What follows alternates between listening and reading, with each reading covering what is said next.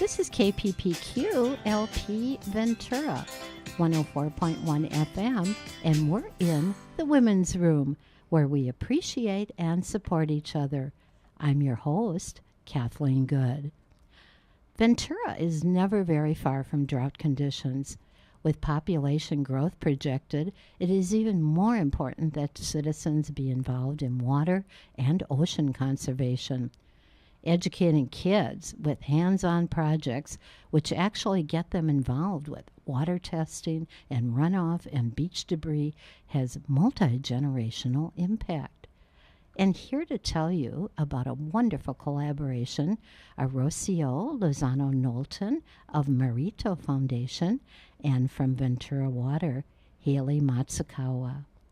Rocio is the executive director of the MERITO Foundation, and Haili is an environmental specialist at Ventura Water. Hello to both of you. We're so happy to have you here in the Women's Room. Hello. Hello there. Okay, we heard from both of you, and we're going to be hearing some more. Rocio studied marine science and oceanography at the Universidad de Baja California in Ensenada, Mexico, and she is the founder of the MERITO Foundation. MERITO is an acronym, which we're going to find out about today, but let me introduce further our other guest. We're delighted to have Haili Matsukawa, who works as an environmental services specialist at Ventura Water as part of the water conservation team. Some of her responsibilities include managing the Ventura Water's Green Schools program, customer incentive programs, and community outreach efforts. So, Rocio, I'll give you the first question. How did you develop an interest in marine biology and oceanography? Well, it was a long time ago, I must say. I think it was back when I was 11 years old. Okay, 11. Yes, I think it's when my father took my sisters and I to a trip, a summer vacation to Cancun, which is in the peninsula of Yucatan in Mexico. I was born and raised in Chihuahua, Mexico, which is in the very central part of Mexico. It's right below Texas, but it's 1,000 miles from either coast.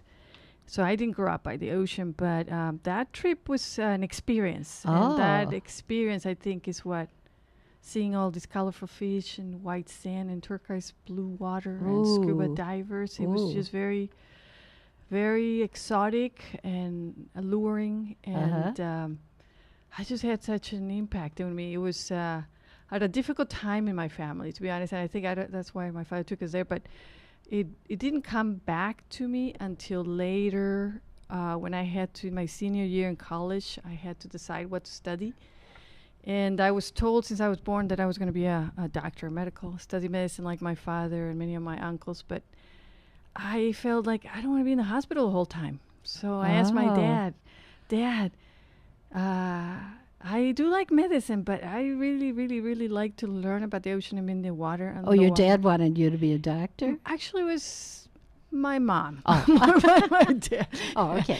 He said, I said, but I've heard scientists can get jobs that is not very well paid. So he said, you got to study what you like or you're not going to get paid anyway. Oh. And good advice. said to study what you really like to spend time doing and learning about, and then you'll be good at it, and then you'll be able to get jobs. So with the support of both my dad and my mom, I was able to go to college or university, 1,000 miles away to Ensenada, when I was about to be 17, almost 17. Oh wow! Yeah, I was very young, and I still study the ocean. Oh wow! It's like endless. We're gonna right, and the coast and the anything related with the blue planet. Okay, well we're going to learn more about that. Let's go, Haili. What led you to working for a city water agency, and did you have former experience in working with water? Sure. Well, I am a Ventura local, and so I studied environmental science in college, and I actually started working with Ventura Water when I was still a student. I would come home from the summers and volunteer some time getting some work experience working with Ventura Water. And then after I finished school, I was able to come back and work for a period of time, and just was really passionate about protecting Ventura's local water resources. Like I said, I grew up in this area, and water has been such a critical issue in the last recent years, and so it was just really an amazing opportunity to get to come and work for the city that I grew up in and get to work in some of the schools that I attended. Wow. So yes, I'm very blessed, and I just really enjoy the work that I get to do with Ventura Water. Very cool. These two women are collaborating to educate kids about the value of water, and I understand Ventura Water has won an award for this outreach program. This is just a delightful example of how agencies and nonprofits can work together for mutual benefit.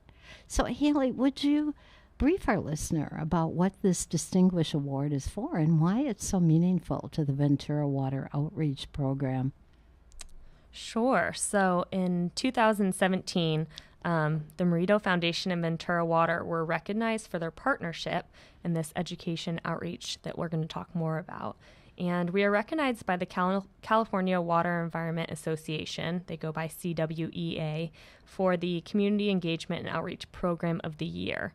And so CWEA recognizes local chapters. So we actually won for the Tri-County Award, which allowed us to progress into sort of the state level running. And then we actually won the title for the state level project of the year. So that was just a huge accomplishment. Oh, wow. And Ventura Water has been working for many years to establish programs that would help educate the youth and our public on some of these critical water issues. So this award was really just recognition of a lot of years of hard work, and just like you said, some of the benefits that you can get when you have a nonprofit organization partnering with an agency to deliver a message. Okay. So, Rocio, the winning program is a collaboration with your organization, MERITO. So, first of all, could you tell us what the acronym means, MERITO? Yes, MERITO stands for Multicultural Education for Resource Issues Threatening Oceans. Oh, wow. It's an acronym, a long name. And it's actually used to be a program of NOAA, National Oceanic Atmospheric Administration. And it started back in 2001 in Monterey Bay by the Monterey Bay National Marine Sanctuary. I was hired in 2004, a long time ago, to adapt such program to the region of Santa Barbara Channel, region Ventura and Santa Barbara counties. And it was it was through what we call a needs assessment, to going out and talking to agencies such as Ventura Water, with many now other nonprofits, education institutions, to see how to involve, especially underrepresented groups in ocean conservation, protection, and to protect the ocean, we have to protect the waterways, the watersheds. Oh, right. So everything's connected. So the program evolved and grew, but there was time when the federal budget was very limited, and there was no funding to keep it running. There was a big demand from the teachers to bring earth, environmental science, watershed education, ocean education to the classrooms, to the field. But there was no funding, so that's when I requested if I could keep the program as a non-governmental organization. And it was a really scary step. For sanctuary, sad to let go of the program, but we stayed as partners. So just like we collaborated with Ventura, we also collaborated with the sanctuaries. And it's a perfect partnership because it broke it to the local level where we can work closer in local issues, that where people can have local impact in global issues or regional issues, such as the drought. And I agree with Haili. This has been really the ideal situation of collaboration, because we have common goals and we have what different are resources goals? that are with precisely to build understanding, profound understanding and stewardship in the community of our limited resources, in this case, water. Right. That something connects us all, it keeps us living. Right. And provide life is water. So water is limited. It's not something that is produced more. It's the same one, just moves from one state to the other, from solid to liquid to gas. And if we pollute it, then it's not so available. And if we impact the weather, climate, then it might shift as well, which is what's happening. So the understanding that water availability is dependent on many, many factors. And we live in this one planet where everything is interconnected. And we try to teach that. And it takes a lot of effort and many to do it together, a village to build that. Right. And if we start young, when they're young, and build little by little over the years, then it becomes profound. There's it becomes culture. There's actually a curriculum where you build it a little at a time in the schools, and you partner with the teachers in that? Yes. Yeah. Yes. Okay. So, so that's where how it works is we, as an organization, the foundation has a curriculum. It has curricula that has been tailored over many, many years, tested by teachers. We provide it to new teachers every year, or same ones come back for training and how to use it. And they can tailor it and move it around to whatever their needs are. If I could just get you here to tell our listener a little bit what the kids actually do. I mean, what are you having them do that is hands-on? So they do hands-on in the classroom, led by their teachers. We provide the teachers with the tools like the curriculum, how to teach you how to use it, and materials, science equipment, materials. So they teach it in the classroom, and then we teach it also outside. Oh. And that's a very fun part of it. So now you've mentioned that you do you have the kids doing water testing? Yes. Yeah. So the activities out in the field, for instance, is water quality testing and monitoring. So the kids, this is the perfect scenario of collaboration. We take the students to Ventura Water Reclamation facilities. After the teachers have taught concepts in the curriculum like what's pH, what's the dissolved oxygen, how does temperature affect the water quality. So the concept of water quality first.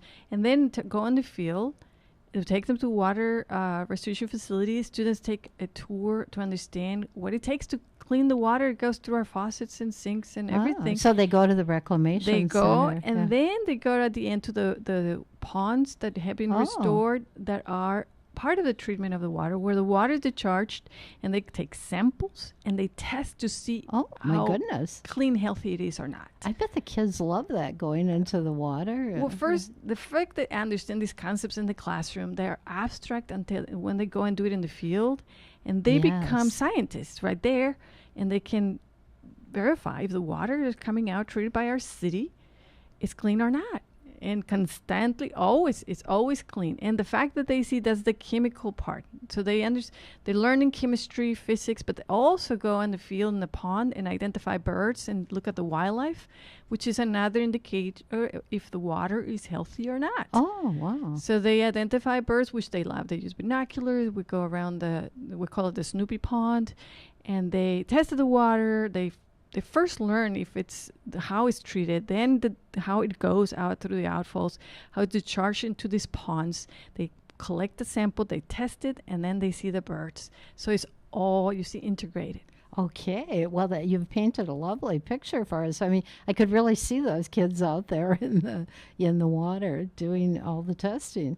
So, Haili, what aspects of the MERITO program especially appeal to a Ventura Water Outreach Program?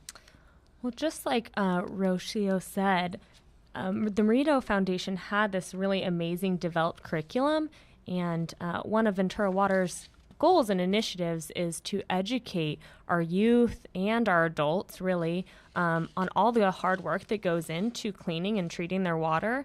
And so for many years, we've been bringing students down to Ventura Water's reclamation facility to see how wastewater is treated and all the hard work that goes into protecting the environment. And we really wanted to expand this initiative.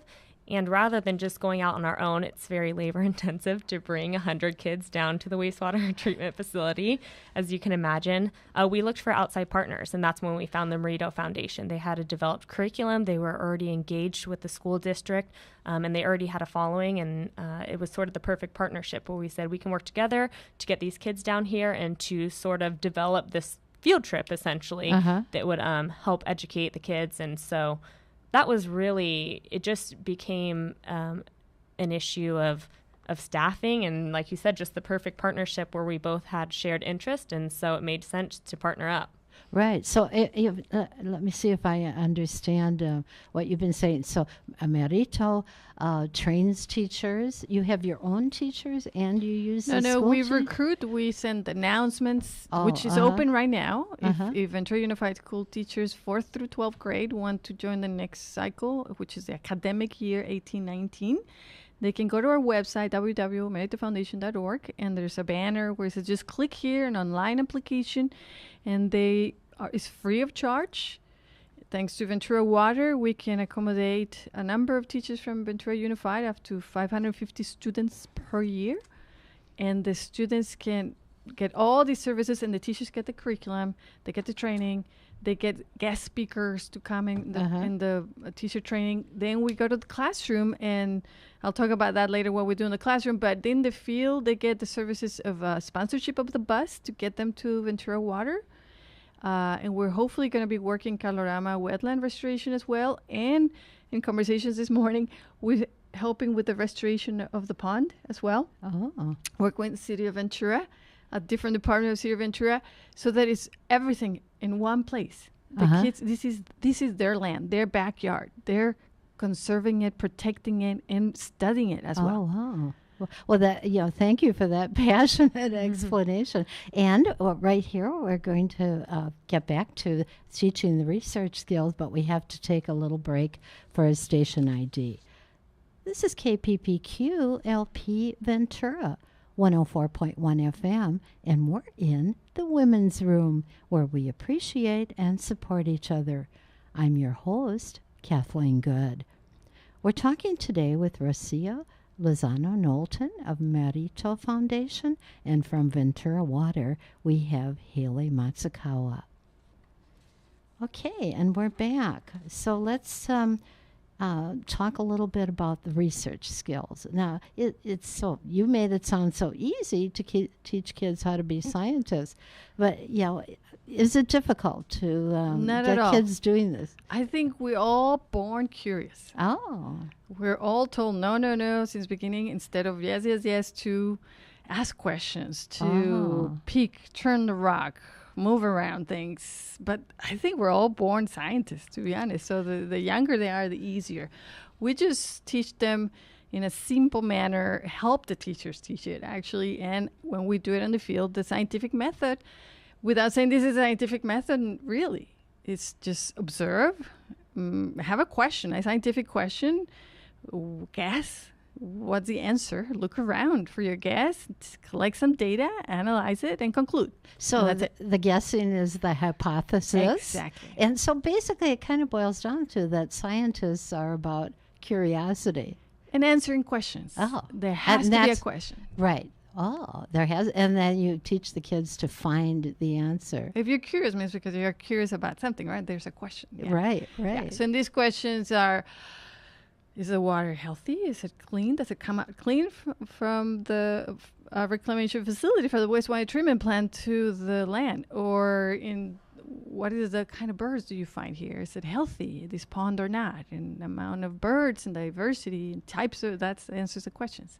Okay, so I want to bring up another topic that you told me about earlier, the beach cleanup project, and perhaps both of you can contribute to that. Could you fill us in? What kids do with this debris that you collect and what they learn from it?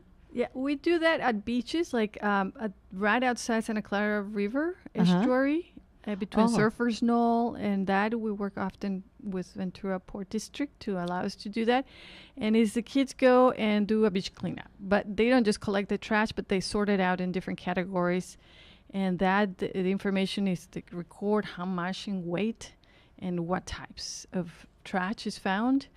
And that data goes to NOAA Marine Debris Program, which is a big database, and that helps resource managers and scientists make decisions.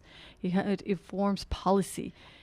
But most importantly, makes the kids very aware of what's going out. So that when they use it, they're more careful, like plastics. You're right. So what's the most common thing? And you're probably going to answer.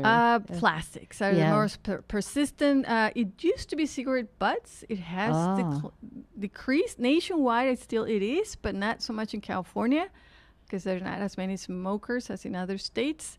But anything made of plastic is persistent. Plastics are a human invention. They're not made by nature. Bacteria are really smart, so they don't eat it. So it doesn't degrade. So plastics can be in Earth for hundreds of years, and they actually break down either in a liquid form or gases, but they stay still on Earth. It's synthetic. The chemicals still synthetic petroleum, basically. Yeah. Oh, wow. Yeah. So, Haili, do you take part in the beach cleanup? That's not part of your outreach program. No, that's a section of the MERITO Foundations. Yeah, our partnership really focuses, like I said, on that field trip to the Ventura Water Reclamation Facility where we're looking at the treatment of water and then the health of the ecosystem that water is being discharged to. And then we also partner on some water conservation efforts on the schools. This is actually one of my favorite parts about our partnership is Ventura Water sends staff out to help lead the students through a water audit on campus where they evaluate how efficient their campus is in using their water. So we look at faucets, toilets, outdoor irrigation, and we sort of lead the students through an audit. And then the MERITO Foundation helps the kids craft a project at the end of the year surrounding water conservation where the students make recommendations to their schools for how they can do better and improving water efficiency on campus. So tell us about the assessment. So this is part of one of our programs called ECOA for Energy Efficiency to Mitigate Climate Change and Ocean Acidification. EECCOA is for 7th through 12th grade students. So this is more advanced. They also learn watershed. They also go to Ventura Water Reclamation Facility. But as end of year project, they have to come up with it's like an environmental business plan, basically. It's a little. This is tailored. We give them the guidance, samples, rubrics. They're on our website where the students are visualizing, calculating first assessing how much water is spent, where is it being spent, and Haili's teams is excellent at coming and teaching us and helping us teach them how to find out how many gallons per flush, everything inside and outside the campus, and then recognizing where are the flaws, where could be reduced. And even if it's 1, 2, 3, 4%, that's thousands of gallons. Like, give us an example of a reduction. For example, one of the biggest are like changing landscape of green areas that aren't used, of lawn, into native vegetation or drought-tolerant vegetation, and the students measure the land area and then decide which ones are not used much. They're out there all the time. They know very well. They calculate the area and then how much gallons are used, how much would it cost to put native plants, how many plants, which species of plants, which is very, very creative. And they do amazing. I mean, it doesn't really change much in the age. I mean, we've seen amazing projects from 6th graders, 5th graders this year. And so like 10, 11 years old. And 12th graders, all ages. Some of the solutions are so simple, too. You almost think, why haven't these been implemented? Something as simple as by adding an aerator to all of our faucets in the classroom. How many gallons will that save per day? How many gallons per year? Over the course of 10 years, how much water can we save? How does that water equate to money in terms of bills? So we help lead the students through all of that data and sort of those calculations, and we get some really amazing projects at the end. So it's you're teaching mathematics at the same time. Cross curriculum. They do budgets. So they show on their little table, they show how much spent and how much would be reduced in water, gallons or cubic feet, and in money. So that's why we call environmental business plans, because they can see that being environmental is profitable. Right, it's not profitable. It's profitable. Sorry, yes, profitable. So it is. It's actually so because the idea, like the one I had, like, if I'm gonna be a scientist, I'm not gonna make any money, any living. It's no, you can actually be in an entrepreneurial environmentalist. Right, and you're teaching all this. How incredible to be teaching all these kinds of skills, and maybe some budding scientists as well. Advocacy, and I don't pronounce this word correctly ever, sorry, but it's also because they have to go now to their school administrators and present it, or their school board and present their ideas. They're going out there and present takes a lot of courage, and it builds for them character. It's preparing them for the future, to what's coming up. Okay. So let's get we're going to be winding up a little bit here. So let's get a few stats so our listener can get an idea of the scope of the program. So Haili, how many students have actually taken part? So we started 2 years ago, and we've had a total of 1,000 students visit Ventura Water's reclamation facility just through the MERITO partnership. Oh, wow. So as you can imagine, that's a huge undertaking for just city staff. So that's why that would only be possible through this partnership. So I'm wondering if you have any statistics on actually how many, because you had 1,000 students, how many people might you actually be reaching through extended family and so forth? Oh, yeah. I mean, we definitely we encourage students to go home and take some of the concepts that they've learned with us and share that with our families. We know that's very effective. And I always get excited because kids they understand a lot of these concepts. Kids seem to be very adaptable, and they're very aware of the environment and the importance of clean water and those things. But what's really exciting is when we get teachers and chaperones, parents coming to Ventura Water's reclamation facility, and they say things like, we've lived in the city for 25 years and we never really thought where our water goes after we use it. We never thought about all the work that goes into treating our wastewater. Right. So I think it's a valuable lesson for students and for all of those chaperones, parents who are either with us on the field trip or that maybe their students go home and share some information with them. Right. I remember back in the 70s, they started teaching about the dangers of smoking in the schools. And, my son came home and said, don't smoke. And we stopped smoking. It was just amazingly effective. So I can see how this program, kids are bringing home the idea, and they're saying, Mommy, don't waste water. Mommy, turn the tap off, or, shorter showers, kind of thing. Yeah, absolutely. And, we know that these kids are going to grow up and be our ratepayers. By investing in them now, we're investing in our future.